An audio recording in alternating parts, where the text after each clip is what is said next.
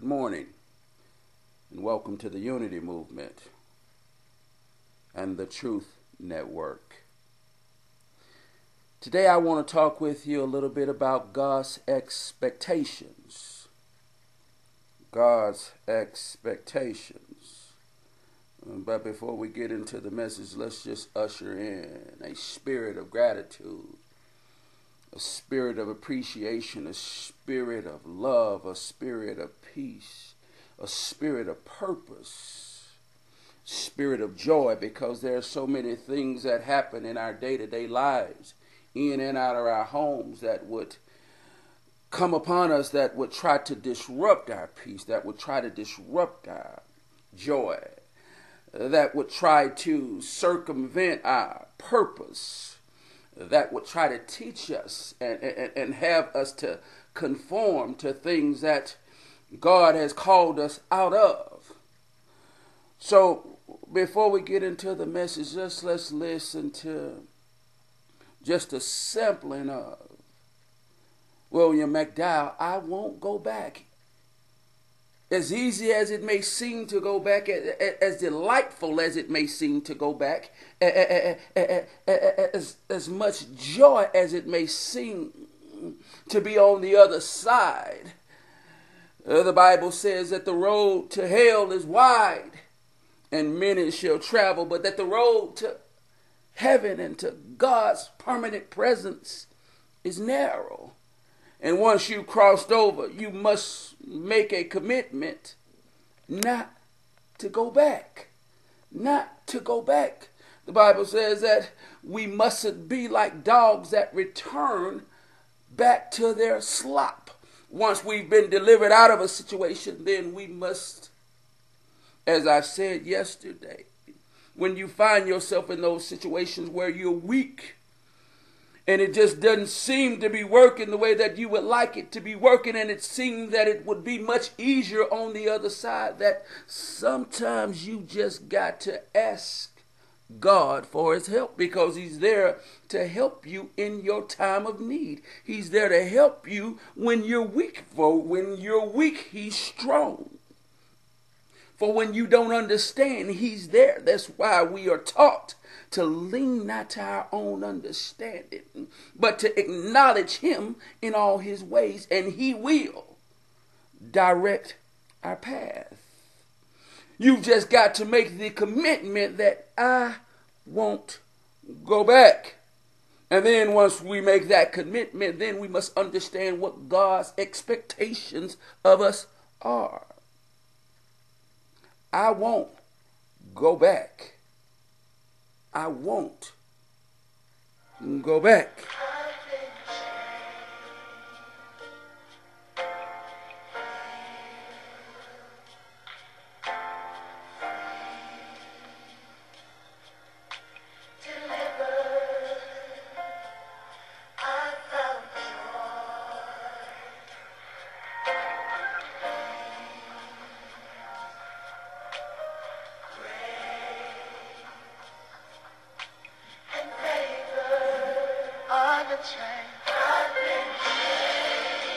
In the presence of the Lord, I've been free, delivered. And in your presence, Lord,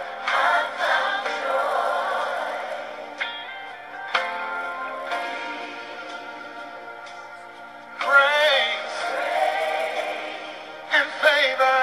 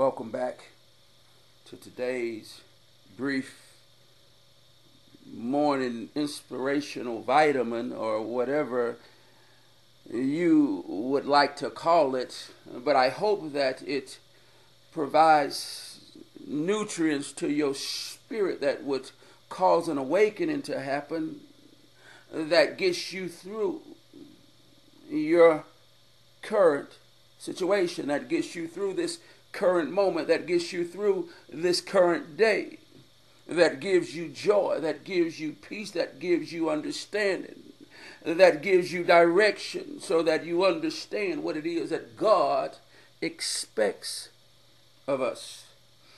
So often we find ourselves wondering, what is it that God expects of us? Does he expect for us to become Christians? Does he expect for us to become Muslims? Does he expect for us to become members of Judaism? What does God expect of us? And to be able to understand what God expects of us is to understand that God predated human religions. We must also understand that if God predated human religions, that man also predates human religion. So that would mean that if God is before Christianity, is before Islam, is before Judaism, is before Hinduism, is before Confucianism, is before all the religions known to man, and if man walked the earth before we began creating our human religions, then that must mean that God's expectations for humanity must predate our human religions. So then that says to me, what is it then that God expects of us?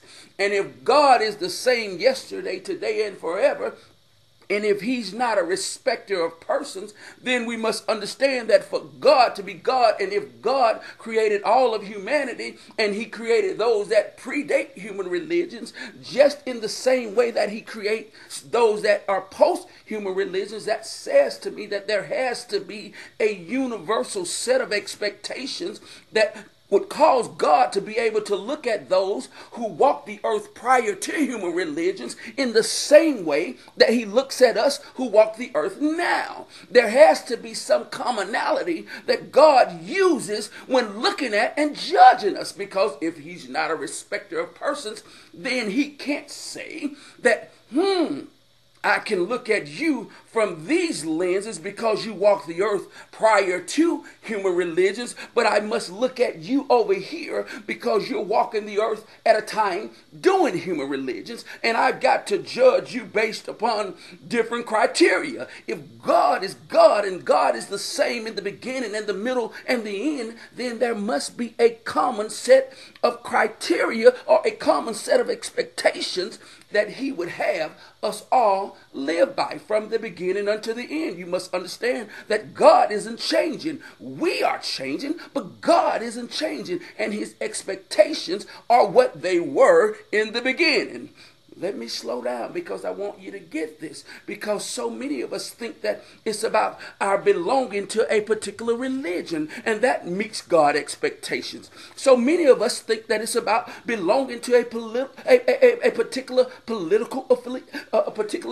political party, and that meets God's expectations. But Jesus said, a tree shall be known by the fruit that it bears. Now, if you take that out of a religious context, then you understand that you could judge a tree that lived prior to human religions in the same way that you can judge a tree now. The tree that didn't bear good fruits before human religions is the same tree that doesn't bear good fruits after human religions. So that means that if God is God and God has been the same in the beginning and is the same in the end, that there must be a common set of expectations that he would be able to use taking time out of the equation, taking culture out of the equation, taking all these things that we have looked at and conformed to out of the equation. Because if God created humans before human religions were created and he had to judge those people, then you must understand that he did not change his method of looking at us. He didn't change the methodology that he used to judge us, because he is God and he created us in the same image that he created those prior to the advent of human religions. So now let's get into what God's expectations are.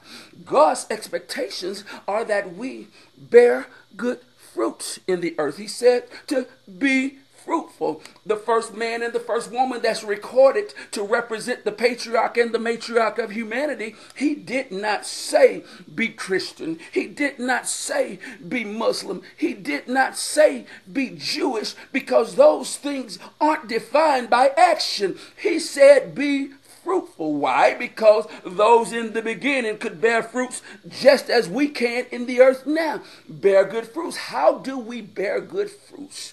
You might ask. We bear good fruits by doing unto others the good that we would have others do unto us, that we would have others do unto our parents, that we would have others do unto our siblings, that we would have others do unto our children. If you wouldn't want it done unto you, don't do it unto others. If you wouldn't want somebody to say that about you, don't say it about another. If you wouldn't want somebody to mistreat your parents, don't you mistreat somebody else's parents. If you wouldn't want somebody to abuse your child, then don't you abuse somebody else's child. See, that is a principle that allows God to be able to look at the first man in the same way that he looks at the last man. And he can say, by your fruits shall I know you. I want you to understand this, because we think that we can hide behind our religions. We think that we can say, well, God, I belong to this particular religion, so you can excuse me and not judge me based upon your expectations. So many of us don't really understand that God sees beyond our coverings, and he sees whether we are bearing good fruits or not. He could look at the first man in the same way that he looks at the last man, because it's about our fruits. It's about doing something. That's why we say, if you love me, show me. I've heard it many times in the mouths of spouses, in the mouths of people that I know. If you love me, show me. Don't just tell me. Why? Because in the beginning, when God initiated his communication with humanity, he spoke about us performing action. Be fruitful. Then he said multiply.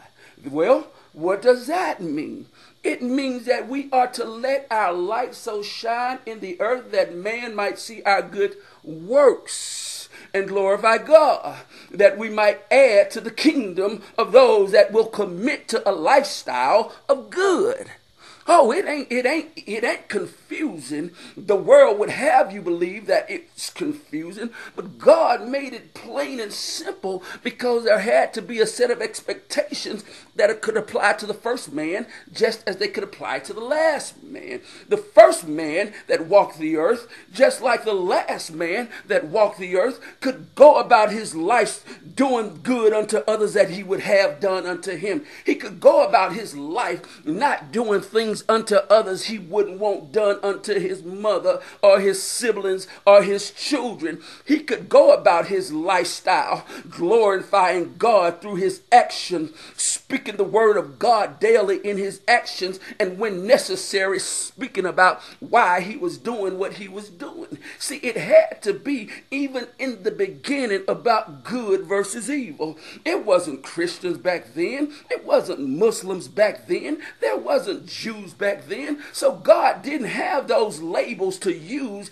in judging us, but he did have good and evil. He could look at the heart of man in the beginning, just like he can look at the heart of man now and see evil or see good in the heart of man. And he could see that by our actions. He could see whether your heart was good by your actions. That's why Jesus said, a good man out of the good treasure of his heart brings forth that which is good, and an evil man out of the evil treasure of his heart brings forth that which is evil. It wasn't about what religion you belonged to. It wasn't what somebody else did for you, but it was about what you were doing in the earth to glorify God. In the beginning, it shall be in the end. There is nothing new under the sun. When God established his expectations in the beginning, they were meant to be applied to every human that ever walked the face of the earth.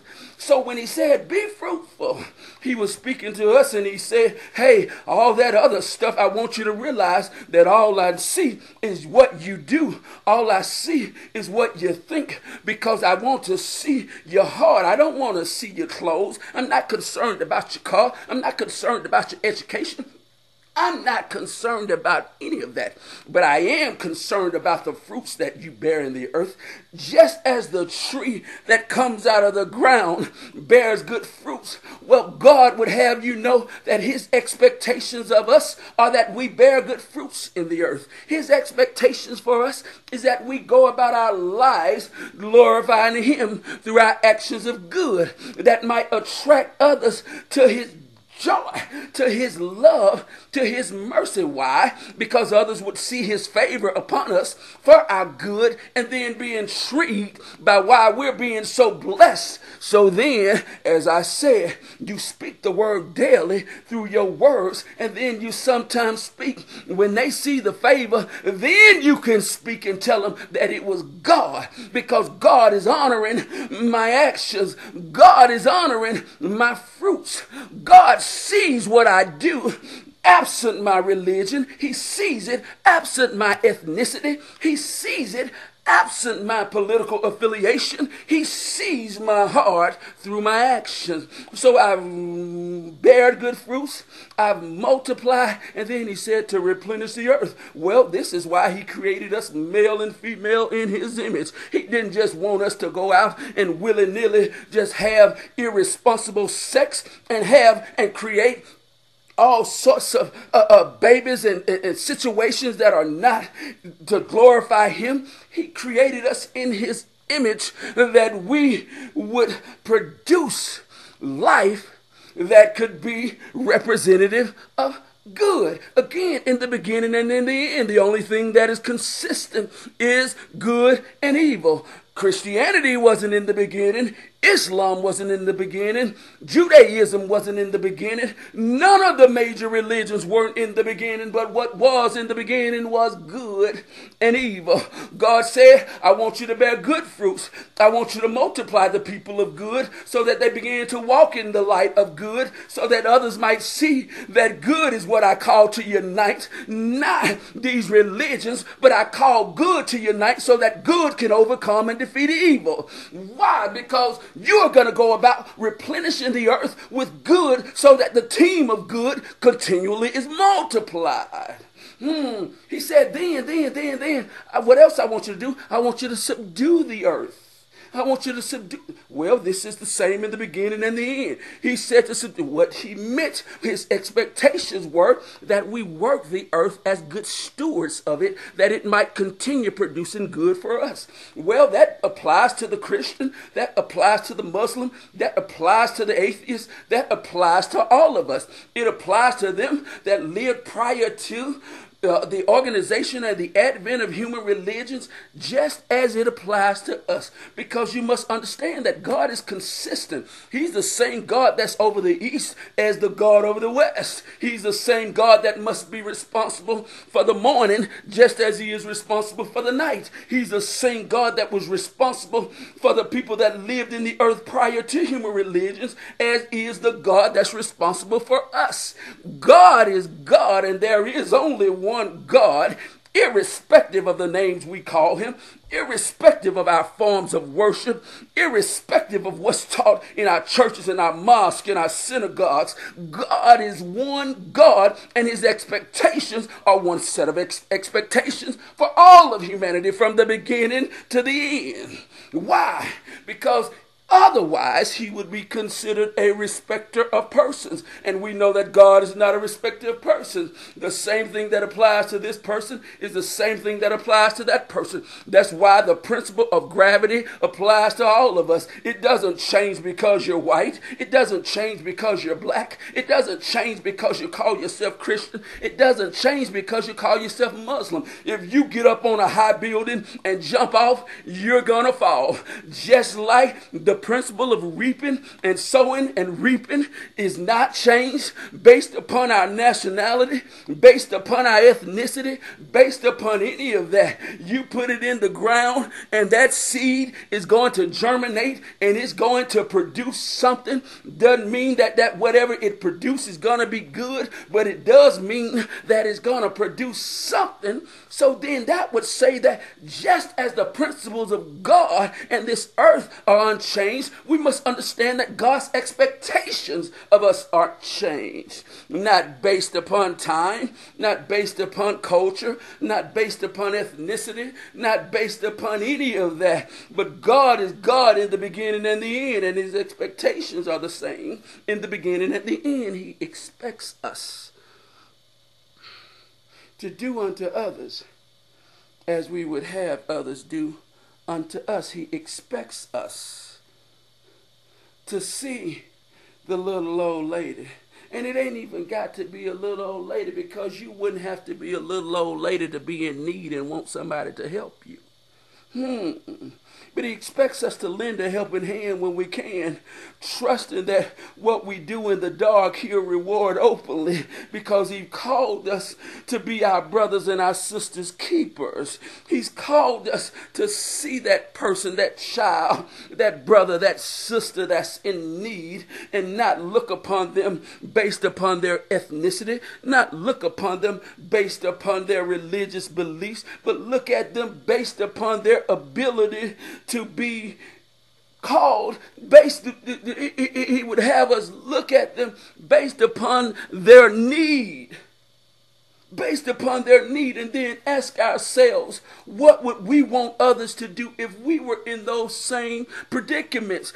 God isn't concerned with the things that we've been taught that he's concerned about. He's concerned about our actions. That's why Jesus came along years and years and many millenniums after the beginning and said, if you love me, show me, keep my command, do something. Do something that show it. If you love God and you expect his favor, do something that show him that you understand what his expectations are.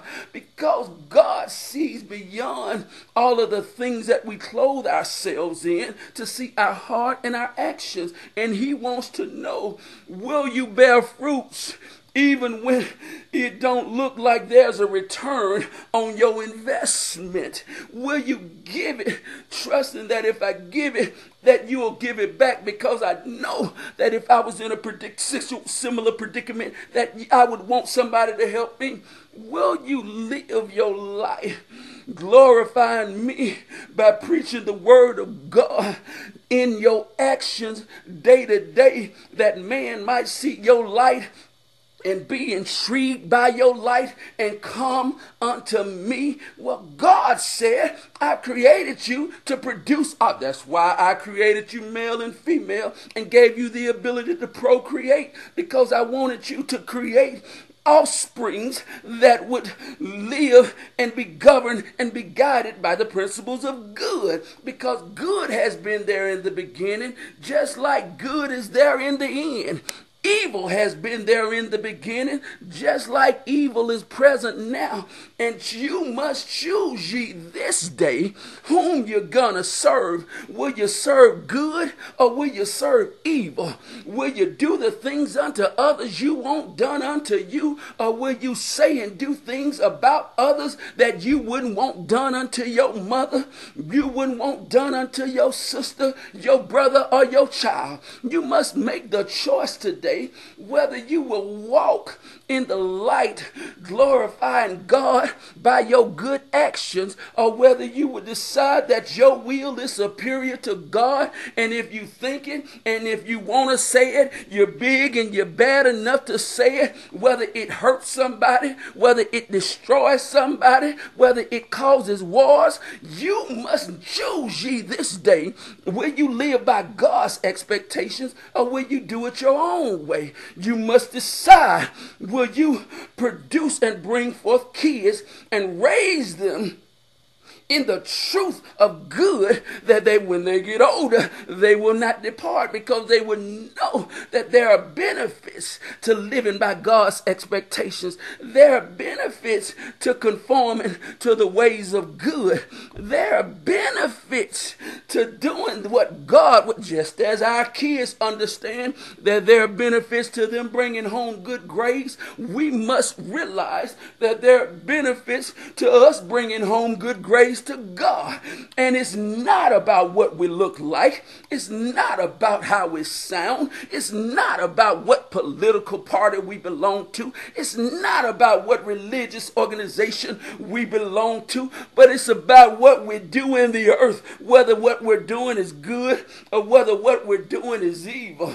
It's all about what you do in the earth. That's why when God spoke to the first man and the woman, he said, do something. He didn't say be something. He said bear good fruits. That's action. He said multiply. That's action. He said replenish the earth. That's action. He said subdue the earth. That's action. It's about what you do. It's not about what you say. It's about what you do. It's about, you can't tell the power company that I'm Christian. They want to see you do something. They want to see you bring them some money. You can't tell them whatever. You got to do something. You can't go to school and say my name is Carlos and expect just to get good grades. You got to do something. Well, God said, as it is in the beginning, is so it shall be in the end. I expect you to do good in the beginning, and I expect you to do good in the end. Because if you take away all the other extras, in the end, we are either committed to good or we are committed to evil. Don't let them fool you and tell them that your religion will mark your good favor with God. Because God sees beyond your religion. God sees beyond your expectations. He sees beyond your ethnicity. He sees beyond your politics to see your heart and to see your action. And he understands who you are by your fruits. He understands what he's working with by what you're giving him. Not by your lip service, but by your action. God's expectations are the same in the beginning as they are in the end. He expects you to do good unto others. He expects you to walk in good character. He expects you to guard your reputation and to guard your principles. You must guard your reputation because that's what others think about you. You must guard your principles because that's what you think about yourself. You are a child of the King. You belong to the Creator of all. The God that's in the beginning, the God that saw fit to part the Red Sea and bring about salvation for hundreds of thousands of people is the same God that's called you to walk according to his expectations right now in the earth. Why? Because there's benefits. There's a Red Lobster for you doing what you're expected to do. There's houses. There's land. There's places that you can't even imagine. That's all been stored up for you if you will do what God expects you to do. Be fruitful, multiply, replenish the earth, and subdue the earth. Good, evil. Those are the things. I don't care what nobody tell you. You can judge the first man based upon those things in the same way that you can judge the last man. You can look upon his actions in the beginning and you can see if they meet those criteria. And you can look at the last man and you can see if his life meet those criteria. And then God will look upon us on that day that we must stand before him and either say, well done, you good and faithful child of mine, or depart from me because you lived a life that was contrary to my expectations. People, choose. Choose God by choosing good. Even as Paul says, when I was a child, spake as a child, reasoned as a child, I did things like a child. But when I became an adult, I had to put away childish things. It's time to put away the backbiting. It's time to put away the bitterness. It's time to put away saying and doing all sorts of evil unto others. It's time to put away all that stuff that would do nothing but divide and destroy this land that God has called us to inhabit. And it's time to live based upon God's expectations. He knows that you're going to fall. You didn't just become the person you are overnight. So it may take you some time to eradicate all of your evil. But you just simply must make a commitment that this is where I'm going. And day by day I'm going to travel this road. And when it seems too hard, Father, I'm going to ask you to help me. I'm going to ask you to surround me with people that can motivate and inspire me to continue along this journey, because I know that this earth is not my home. I've got to depart out of this body. I've got to depart out of this flesh. But then I've got to really live.